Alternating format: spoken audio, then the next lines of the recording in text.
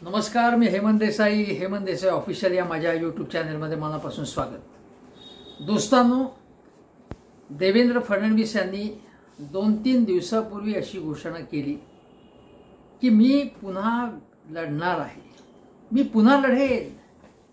ज्याप्रमाणे मी पुन्हा येईन असं ते म्हणाले होते, पुन्हा आले ते, पण पुन्हा मुख्यमंत्री झाले नाहीत। पण ते असं म्हणाले की मी विधानसभेची निवडणूकच लढवणार आहे, मी लोकसभा निवडणूक लढवणार आहे, मी केंद्रात मंत्री होणार आहे वगैरे अशा प्रकारच्या बातम्या आल्या होत्या। पण त्यामध्ये महत्त्वाची बातमी अशी होती की नागपूरमधून का पुण्यामधून का मुंबईमधून देवेंद्र फडणवीस लोकसभा निवडणुकीस त्यांना उभं राहण्यास सांगण्यात येईल। पण फडणवीसांनी स्पष्ट केलं आहे, मला विधानसभेचीच निवडणूक लढवण्यात रस आहे। याचा अर्थ असा आहे की केंद्रीय मंत्रिमंडळात तातडीने जाण्यामध्ये किंवा 2024 नंतर लगेच जाण्यामध्ये फडणवीसांना इंटरेस्ट नाही आहे। त्यांना महाराष्ट्रातच राहायचं आहे, महाराष्ट्राचं राजकारण करायचं आहे। आणि याचा दुसरा अर्थ असा आहे की त्यांना महाराष्ट्राचे मुख्यमंत्री व्हायचं आहे। आणि का अशी अपेक्षा असू नये, कारण ते म्हणाले होते मी पुन्हा येईन। पण याच देवेंद्र फडणवीसांनी अशी घोषणा केली होती किंवा असं सांगितलं होतं पत्रकारांना की 2024च्या सर्व निवडणुका म्हणजे लोकसभा, विधानसभा, मध्ये स्थानिक स्वराज्य संस्थांच्या निवडणुका झाल्या तर त्या या एकनाथ शिंदे यांच्या नेतृत्वाखालीच लढवल्या जातील आणि आम्ही शब्द दिलेला पाळतो असं देवेंद्र फडणवीसांनी सांगितलं होतं। आता मित्रांनो, मला सांगा, 2024च्या लोकसभा निवडणुका शिंदेच्या नेतृत्वाखाली लढवल्या जातील, मुख्यमंत्री शिंदे। त्यामध्ये भाजपला किंवा महायुती सरकारला म्हणजे त्रिशूल सरकारला किंवा तिन्ही पक्षांना यश मिळालं। त्यानंतर विधानसभा निवडणुकीत सुद्धा एकनाथ शिंदे यांच्या नेतृत्वाखाली निवडणुका लढवून त्यामध्ये यश मिळालं। तर मी असं म्हणेन की एकनाथ शिंदे म्हणतील ना की माझ्या नेतृत्वाखाली यश मिळालेलं असताना मग मला मुख्यमंत्रीपद का नाही, पण त्यांना मुख्यमंत्रीपद न द्यायचं नाही आणि मग देवेंद्र फडणवीस मुख्यमंत्री होतील असं होईल, मला माहीत नाही। पण देवेंद्र फडणवीस मुख्यमंत्री व्हावेत अशी त्यांच्या समर्थक आमदारांची इच्छा आहे। कदाचित गिरीश महाजन असतील, त्यामध्ये त्यांच्याबरोबरचे अनेक आमदार असतील जे फडणवीसांच्या गटातले। प्रवीण दरेकरांना तर फडणवीस मुख्यमंत्री बनण्याचा आनंद होईल, प्रसाद लाडांना आनंद होईल, मोहित कंबोजांना आनंद होईल, नवनीत राणांना आनंद होईल, कितीतरी लोकांना आनंद होईल। पण फडणवीसांनी स्पष्ट केलं आहे की मी लोकसभा निवडणूक लढवणार नाही, विधानसभा निवडणूक लढवणार। याचा अर्थ समजा असं झाला की शिंदे आणि फडणवीस यांच्यातला वाद चालू झाला आहे, हे मी अगोदर सांगितलं होतं।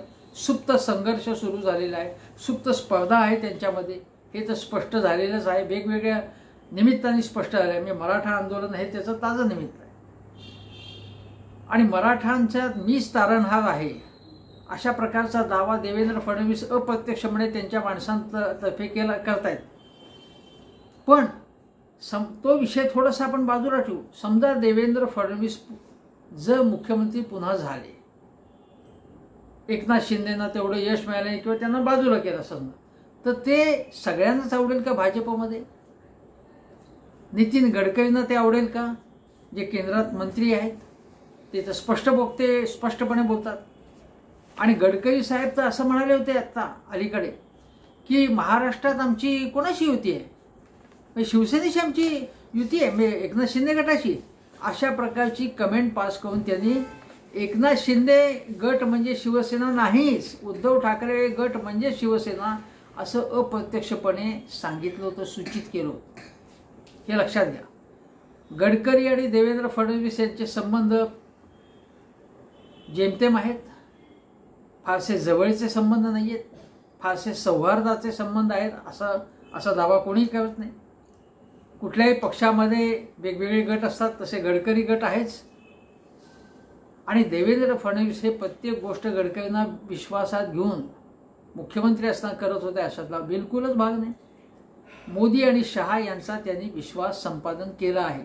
मध्यंतरीच्या काळात असं म्हटलं जातं की अमित शहा आणि देवेंद्र फडणवीस यांच्यात अंतर होतं आणि त्याचा पुरावा म्हणजे अमित शहा यांनी JP नड्डांच्या मार्फत परस्पर सांगितलं की देवेंद्र फडणवीसांना तुम्हाला एकनाथ शिंदेंच्या हाताखाली काम करावं लागेल. त्यामध्ये काही कटुता आली होती असंही बोललं जात होतं. चंद्रकांतदादा पाटील हे अमित शहा यांच्या जवळचे असं म्हटलं जात होतं, पण चंद्रकांतदादा पाटील यांना आता बाजूला करण्यात आलेलं आहे. फारसं महत्त्व नाही पक्षामध्ये त्यांना. माजी प्रदेशाध्यक्ष महसूल मंत्री आहेत आता, पण त्यांना फारसं महत्त्व किंवा फारसा सन्मान दिला जात नाही. चंद्रकांतदादा पाटील यांना मुख्यमंत्री पद हवं आहे का मला माहीत नाही, पण हवं असणार. त्यांना प्रदेशाध्यक्षपद भूषवलं, महसूल मंत्रीपद त्यांनी भूषवलं आहे आता. त्याच्या अगोदर त्यांनी अनेक खाती सांभाळलेली आहेत, तेव्हा त्यांना असं वाटलं स्वाभाविक आहे. पण दिल्लीमध्ये आज त्यांचं वजन नाही आहे.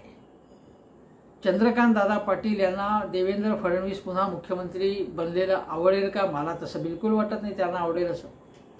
चंद्रशेखर बावनकुळे यांना आवडेल का ते मला माहीत नाही. बावनकुळे आणि चंद्रकांतदादा पाटील मात्र खूप प्रेम व्यक्त करत असतात फडणवीसांबद्दल, पण फडणवीस सुद्धा ओळखून असतील त्यांना काय काय आहे स्थिती, प्रत्यक्षात स्थिती काय आहे ते ओळखून असतील. हा एक भाग झाला. परंतु शिंदे आणि फडणवीस यांच्यात जसं अंतर आहे तसंच फडणवीस आणि त्यांच्या पक्षामधले काही नेते असतील, बावनकुळे असतील, गडकरी असतील, विनोद तावडे असतील. विनोद तावडे तर आता राष्ट्रीय स्तरावरती चांगलं काम करत आहेत. बिहारमधची जबाबदारी त्यांच्यावरती आहे. जी जबाबदारी त्यांच्यावर श्रेष्ठींनी दिली सोपवली ती त्यांनी यशस्वीपणे पार पडली.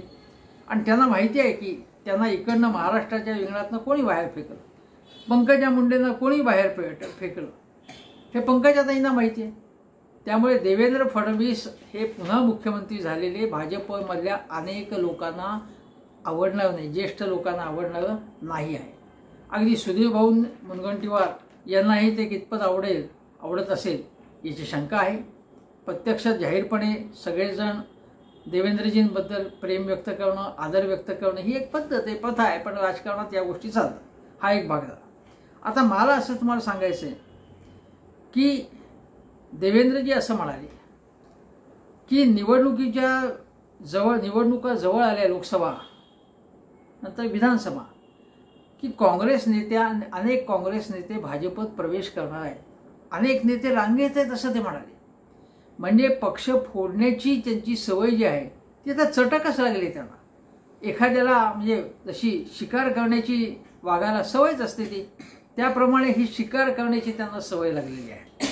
आणि त्यामुळे याचंही ते समर्थन करतात शिकार करण्याचं.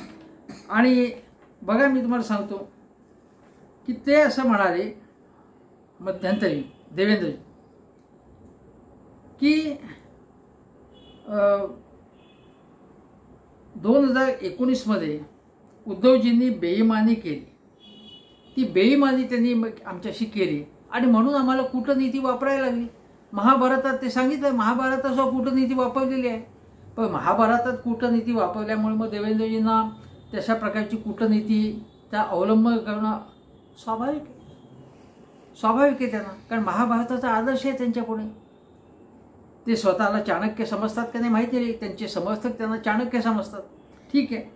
आता दुसरी गोष्ट अशी की मी तुम्हाला सांगतो की उद्धवजींच्याबद्दल त्यांनी काही काही गोष्टी सांगितल्या आहेत आणि ते सतत सांगत असतात की उद्धवजींनी मराठा आरक्षण टिकवलं नाही.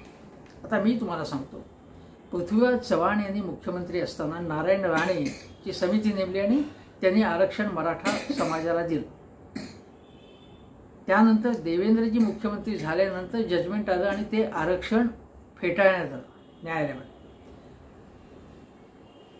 आता याची जबाबदारी कोणाची आहे? पृथ्वीराज चव्हाण असं म्हणतात का की आम्ही आरक्षण दिलं हे यांना टिकवता आलं नाही, असं म्हणाल नाही काँग्रेसवाल्यांनी कधी अशा प्रकारचा आरोप केला. पण देवेंद्रजी मात्र असं म्हणतात की आम्ही आरक्षण दिलं होतं, हायकोर्टात ते टिकलं, पण सुप्रीम कोर्टात टिकलं नाही, त्याला उद्धवजी जबाबदार आहेत असं ते म्हणाले. आता बघा म्हणजे त्यांची एक चलाखी बघा. आता बघा की हे आरक्षण मराठा समाजाला कधी दिलं? 2014 साली मुख्यमंत्री झाले देवेंद्रजी. 2018 सालपर्यंत त्यांनी काही केलं नाही. निवडणुका जवळ आल्या 2019 तेव्हा 2018 त्यांनी आरक्षण दिलं, ती घोषणा केली. आता मविया सरकार आलं, त्यानंतर जे काय झालं त्या जे सगळं रामायण घडलं आणि मविया सरकार. आता हे आरक्षण जे आहे ते देण्यासाठी म्हणजे टिकवण्यासाठी उत्तम वकील, जे वकील होते देवेंद्रजींनी नेमलेले तेच वकील उद्धवजींनी नेमले, उलट आणखीन ॲडिशनल वकील दिले. तोच युक्तिवाद, तोच डेटा होता आणि त्याच्याबाबत अनेक गोष्टी सांगता येतील. मी वेळ आली की आणखीन गोष्टी सांगेन की कुठल्याही प्रकारे त्यामध्ये कमतरता महाविकास आघाडी सरकारने कमतरता ठेवलेली नव्हती. पण आम्ही आरक्षण दिलं आणि मवियानी ते मात्र मविया टिकू शकलं नाही, मवियानी घालवलं, मवियाला मराठा समाजाचं काही पडलेलंच नाही, अशा प्रकारचे आरोप यांनी सुरू केले. आता मवियामध्ये 3 जे पक्ष होते त्या 3 पक्षामध्ये अनेक मराठा नेते होते. अशोक चव्हाण तर मराठा समाजाचे नेते, मराठा समाजाचं आरक्षण टिकू नये, ते घालवावं अशी कशासाठी इच्छा असेल. पण मराठा समाजाची मतं 32% आहे. काँग्रेस राष्ट्रवादीला मराठा समाज हा मोठा आधार आहे, त्यांच्या मताचा मोठा जनाधार आहे. तेव्हा ते जावं आरक्षण असं कशासाठी हे लोक करतील हे बघा, हे लक्षात घ्या तुम्ही. आणि मग ही अशा प्रकारची दिशाभूल करायची त्यांनी. म्हणजे पृथ्वीराज चव्हाण यांनी असं सांगितलं नाही की यांनी टिकवलं नाही आरक्षण, पण हे मात्र असं म्हटलं की उद्धव ठाकरेंना टिकवता आलं नाही. मग पृथ्वीराज चव्हाण हे असं म्हणू शकतात की आम्ही आरक्षण दिलेलं देवेंद्रजींना टिकवता आलं नाही. ही कशी चलाखी करतायत हे आपण लक्षात घ्या. दुसरी गोष्ट म्हणजे उद्धव ठाकरेंनी विश्वासघात करून सरकार स्थापन केलं असं म्हणाले देवेंद्रजी. पण मग पहाटेचा शपथविधी कोणी केला होता? अजितदादांबरोबर पहाटेचा शपथविधी झाला होता ना. आणि त्यानंतर मग महाविकास आघाडी सरकार झालं. मी विश्वासघात तुम्ही केला देवेंद्रजी, तुम्ही केला, फोडाफोडी तुम्ही केली. त्यानंतर एकनाथ शिंदेंना तुम्ही फोडलं, राष्ट्रवादीला तुम्ही फोडलं, तुम्ही पुन्हा मुख्यमंत्री झालात. पुन्हा मुख्यमंत्री बनण्यासाठी सुद्धा तुम्हाला अगोदर काँग्रेसचे नेते रांगेत त्यांना फोडायचे तुम्हाला. म्हणजे फोडाफोडी करून कुठल्याही पद्धतीने भारतीय जनता पक्ष ही स्टाईल आहे. मध्य प्रदेशमध्ये आपण बघितलंय, कर्नाटकमध्ये ते आपण बघितलेलं आहे. हे सगळं फोडाफोडी करून त्याचं समर्थन करायचं, त्याचा युक्तिवाद करायचा आणि याला कूटनीती म्हणायचं. हा काय प्रकार आहे? महाराष्ट्राच्या राजकारणाचा खेळ खंडोबा करण्यामध्ये देवेंद्रजी तुम्ही मुख्य रोल निभावलेला आहे. आणि हे श्रेष्ठींची मर्जी संपादण्यासाठी, स्वतःला सत्ता मिळवण्यासाठी कुठल्याही परिस्थितीमध्ये सत्ता आपल्याकडे पाहिजे. अरे 2.5 वर्ष जर उद्धव ठाकरेंना तुम्ही मुख्यमंत्रीपद दिलं असतं तर काय बिघडलं असतं तुमचं? आता 2.5 वर्ष उद्धवजी आणि नंतरची वर्ष एकनाथजी, त्यांच्या हाताखाली तुम्हाला काम करायला लागते. काय साधलं काय तुम्ही? पण उद्धवजींनी स्वाभिमान दाखवला म्हणून त्यांना प्रथम खाली खेचायचं. ही जी सूड बुद्धी आहे, सूड बुद्धीचं राजकारण आहे आणि त्याचं समर्थन देवेंद्रजी तुम्ही करू नये अशी माझी इच्छा आहे. देवेंद्रजी हे कॉम्पिटंट नेते आहेत, कोणीही सांगेल, हुशार नेते आहेत, ते उत्तम युक्तिवाद ते करतात, कार्यक्षम आहेत, सतत काम करतात, हे गुण आहेत ना. पण आता तुमची इमेज काय झाली, तुमची काय स्थिती झालेली आहे, किती अवमान तुम्हाला स्वीकारावा लागतोय, किती अवमान पचवावा लागतोय तुम्हाला. तेव्हा हे लक्षात घेतलं पाहिजे. तुम्ही पुन्हा झालात, पुन्हा मुख्यमंत्री झालात तर पुन्हा हेच होणार आहे का सुरू, हा माझा प्रश्न तुम्हाला आहे.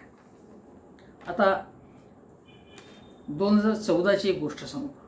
2014 साली बघा, एकनाथ शिंदे विरोधी पक्षनेते होते.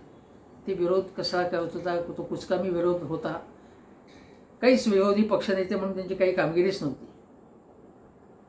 त्यावेळी राष्ट्रवादीने विश्वासदर्शक ठरावाच्या वेळी आवाजी मतदान झालं आणि राष्ट्रवादीने पाठिंबा दिला.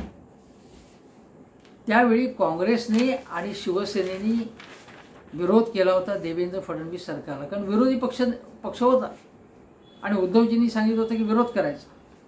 आता काँग्रेसने आवाजी मतदानास विरोध केला, लोकशाहीचा गळा घोटण्यात आला अशी टीका उद्धव ठाकरे यांनी केली होती. आणि काँग्रेसने तर तो काळा दिवस पाळला होता.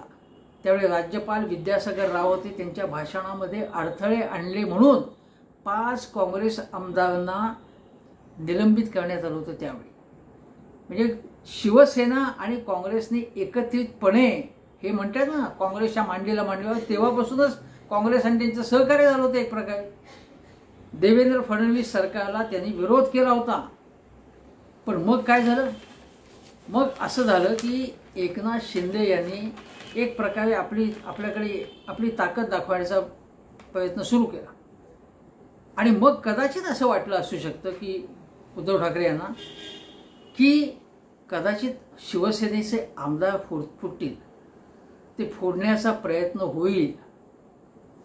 आणि मग तुम्हाला आठवत असेल की अमित शहा यांनी आवाहन केलं होतं तेव्हा, म्हणजे शपथविधीच्या वेळी सुद्धा, फडणवीसांच्या शपथविधीच्या वेळी उद्धव ठाकरे यांना शपथविधी सोहळ्यास हजर राहण्याचं आमंत्रण दिलं होतं. त्यावेळी कटुता कमी करण्याचा प्रयत्न त्यांच्या बाजूने होत होता. कारण त्यांना हे माहिती होतं की राष्ट्रवादीच्या पाठिंब्यावरती पाठिंबा मिळाला, पण राष्ट्रवादीच्या पाठिंब्यावरती हे सरकार टिकू शकणार नाही, शिवसेनेला बरोबर घ्यावंच लागेल, हे त्यांना माहिती होतं.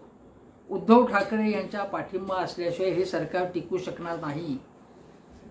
उद्धव ठाकरेंच्या शिवसेनेने एकच होती शिवसेना, नंतर जॉईन झाले.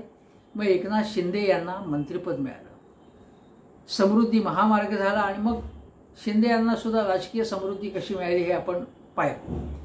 पण त्यावेळी तुम्हाला सांगतो 6 कॅबिनेट आणि मंत्रिपदं शिवसेनेला मिळाली होती, 7 राज्य मंत्रिपदं मिळाली होती. परंतु तुम्हाला सांगतो हे असं मिळालं असलं तरी त्याच्यामध्ये म्हणजे सेनेला उद्योग खातं मिळालं होतं, सेनेला PWD किंवा सार्वजनिक बांधकाम खातं मिळालं होतं, पण त्यांना अधिकार देण्यात आलेले नव्हते.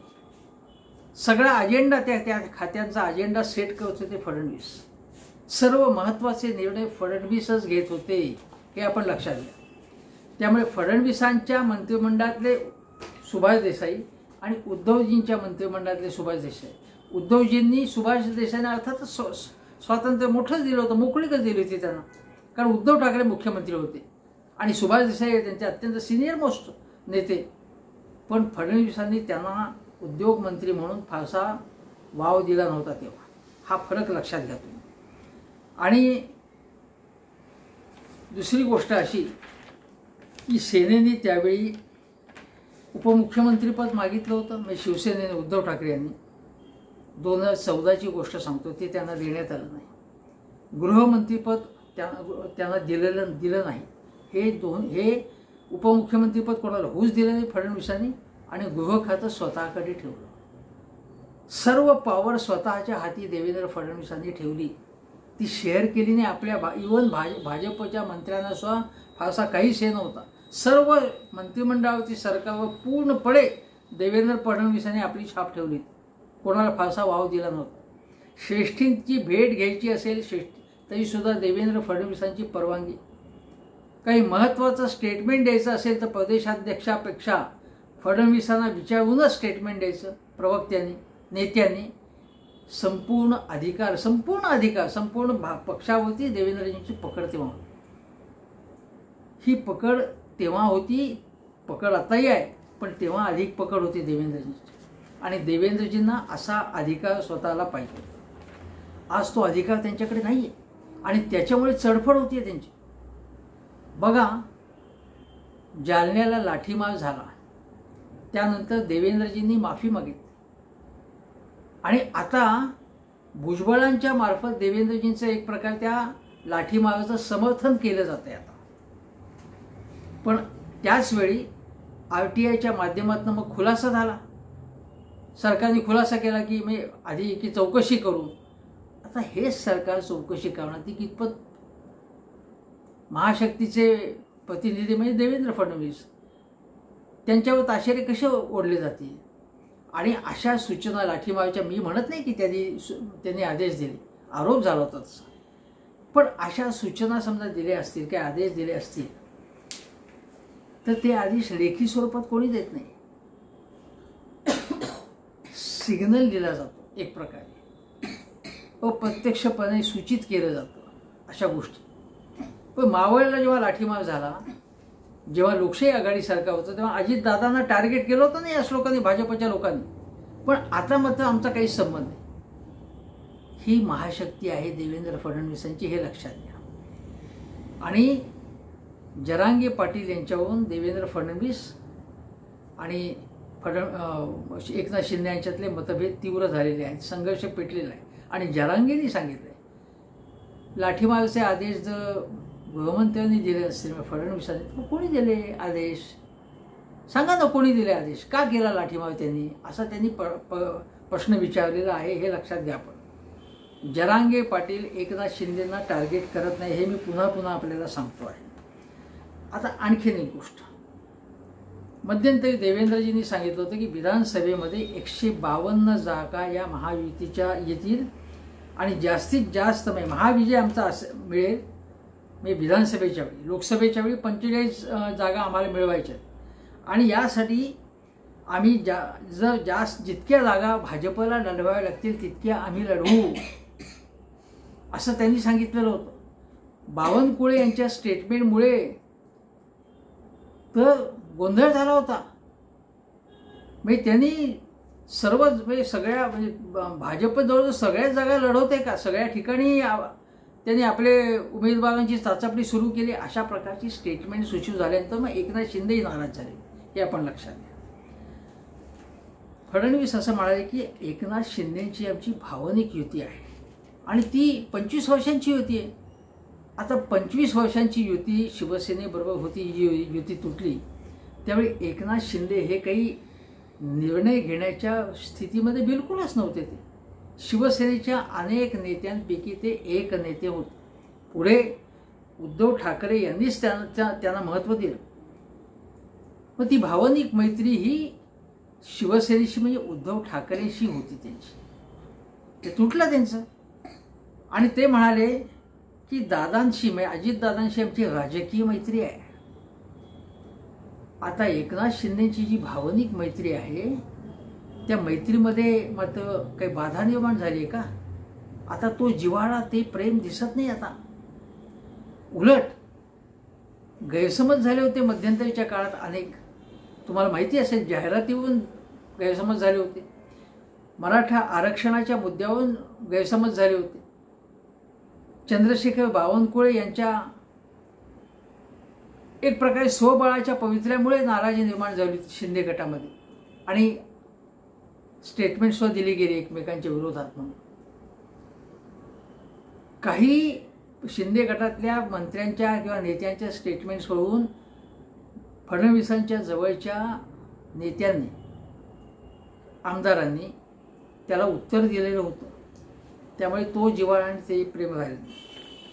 देवेंद्रजी असं म्हणत आहेत की आता अजितदादांशी आमची राजकीय मैत्री असली तरी तिचं रूपांतर भावनिक मैत्रीमध्ये होऊ शकेल. आता ही राजकीय मैत्री, भावनिक मैत्री, कूटनीती हे नवीन शब्दप्रयोग राजकारणामध्ये देवेंद्रजींनी प्रचलित केलेले आहे. दादांबरोबरची जी राजकीय मैत्री होती आणि ते म्हणतात की नैतिकतेशी तडजोड करावी लागते असा सिद्धांत देवेंद्रजींनी मांडला होता. आता राजकीय मैत्रीचं रूपांतर भावनिक मैत्रीमध्ये होण्यापर्यंत किती काळ जावा लागेल? का पूर्ण शरद पवारांचा संपूर्ण जो काही गट आहे तो उद्ध्वस्त करायचा किंवा तो आपल्याकडे वळवायचा असा डाव आहे? मग ती राजकीय मैत्रीचं रूपांतर भावनिक मैत्रीमध्ये होईल. राजकारण हे भावना शून्य असतं. राजकारणात भावनेला बिलकुलच स्थान नसतं. तेव्हा कसली भावनिक मैत्री तुम्ही म्हणताय? अजितदादांवरच्या सगळ्या बैलगाडीवर पुरावे हे बैलगाडी सकट तुम्ही समुद्रात अर्पण केले ते, आणि मग तुमची त्यांच्याशी मैत्री, राजकीय मैत्री सुरू झाली. आता त्याचं रूपांतर भावनिकतेमध्ये होण्यासाठी अजितदादांना पूर्ण स्वतःची आयडेंटिटी पुसून टाकायची का त्यांच्या गटाने आणि शरद पवारांना सामील करून घेऊन पूर्ण विलीन करून घ्यायचं आणि मग तुमची भावनिक मैत्री सुरू होणार का? हा माझा प्रश्न आहे. एकनाथ शिंदेची भावनिक मैत्री तुमची कधी सुरू झाली? एकनाथ शिंदेंची, तर समृद्धीमध्ये तुम्ही मंत्री असताना एकनाथ शिंदेंना त्यांना तुम्ही या समृद्धीमध्ये सामील करून घेतलं. उद्धव ठाकरे यांचा स्वाभिमान किंवा ताठबाणा तुम्हाला पसंत नसल्यामुळे तुम्ही एकनाथ शिंदेंना तुमच्याकडे कुठल्या कुठल्या हत्यारांचा शस्त्रांचा वापर करून आपल्याकडे वळवून घेतलं हे सगळ्या देशाला माहिती आहे, हे आपण लक्षात घ्या. आता मला असं म्हणायचं आहे की फडणवीस पुन्हा मुख्यमंत्री होतील का नाही हे आता लोकसभा निवडणुकीवरती पहिल्यांदा त्याच्यावरनं कळेल की भाजपची ताकद याच्यामध्ये किती आहे. कोणा 3 पक्षांमध्ये भाजप, राष्ट्रवादी अजितदादा गट आणि एकनाथ शिंदे गट याची ताकद किती आहे. त्यानंतर त्या ताकदीनुसार विधानसभा निवडणुकांमध्ये त्यांच्यामध्ये जे काही वाटाघाटी होतील त्या लोकसभा निवडणुकीच्या रिझल्टवर सगळं अवलंबून असेल.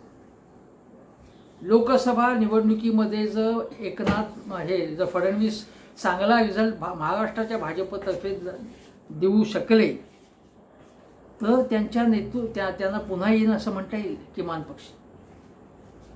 आता महाराष्ट्राच्या राजकारणामध्ये मराठा आरक्षण हा मुद्दा फार महत्त्वाचा झाल्यामुळे ब्राह्मण मुख्यमंत्री करण्यास भाजप तयार होईल का हा प्रश्न आहे. शिवाय ओबीसी हा आमचा DNA असला असं स्टेटमेंट फडणवीसांनी केल्यामुळे मराठा समाजातला एक मोठा गट हा फडणवीसांवरती पूर्णपणे नाराज आहे, जो मनोज जरांगे पाटील वारंवार व्यक्त करत आहेत त्यांची बाजू. अशावेळी फडणवीस पुन्हा विधानसभा निवडणूक लढवतील, पण पुन्हा ते मुख्यमंत्री होऊ शकतील का आणि एकनाथ शिंदे हे स्वस्थ बसतील का आणि अजितदादा केव्हा मुख्यमंत्री होणार. अजितदादाचं वय आत्ताच 63 आहे, पुढच्या वर्षी ते 64 होईल आणि मग देवेंद्रजींनी सांगितलं की अजितदादा मुख्यमंत्री झाले तर सलग 5 वर्षासाठी मुख्यमंत्री होतील. ही 5 वर्ष केव्हाची येते त्यांनी सांगितलं नाही. एकनाथ शिंदे जर 2024 मध्ये यश मिळाल्यानंतर पुन्हा त्यांना मुख्यमंत्रीपद मिळालं नाही तर ते स्वस्थ बसतील का. मग या 3 गटांमध्ये मारामाऱ्या सुरू होतील. यापैकी 2 मुख्यमंत्री मराठा आहेत, एकनाथ शिंदे आणि अजितदादा पवार. त्यापैकी अजितदादांबद्दल मनोज जरांगे पाटील यांना फारशी सहानुभूती नाही.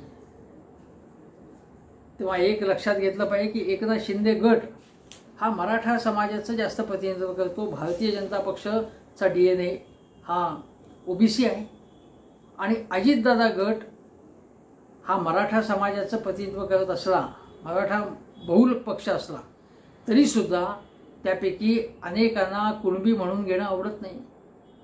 असे याच्यामध्ये अनेक मतभेद आहेत, याच्यामध्ये अनेक बाधा आहेत, अनेक अडथळे आहेत.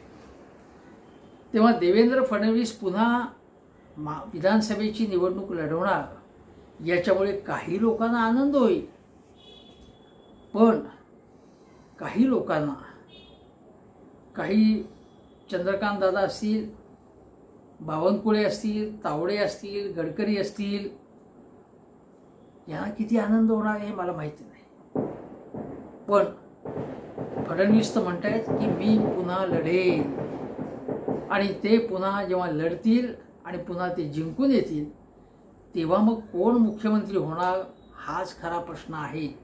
मित्रहो, लक्षात घ्या या त्रिशूल सरकारमधले मतभेद दिवसेंदिवस अधिक उघडकीस येणार आहेत आणि पहिले मतभेद किंवा मतभेदाची ठिणगी उडेल ती 31 डिसेंबरला जो निर्णय होईल त्याच्यावरती सगळं अवलंबून असेल, हे लक्षात घ्या. आणि भाजपमध्ये गिरीश महाजन यांच्यासारखे अनेकांना सुद्धा मुख्यमंत्री व्हायचं ना. काही यांनी नातवंडांनाच खेळवत बसायचं महाजनांनी. महाजनचं वय काही कमी नाही. आता केव्हा मुख्यमंत्री होणार महाजन? सुधीर भाऊ केव्हा मुख्यमंत्री होणार? का देवेंद्रांनाच पुन्हा पुन्हा मुख्यमंत्री करायचं आहे हा प्रश्न आहे. मित्र हो, लक्षात घ्या तुम्ही. आता मी इथेच थांबतो, पण हेमंत देसाई ऑफिशियल हा माझा YouTube चॅनल जरूर सबस्क्राईब करा आणि बेल आयकनचं बटन दाबा. एवढंच सांगतो आणि इथे सांगतो. नमस्कार.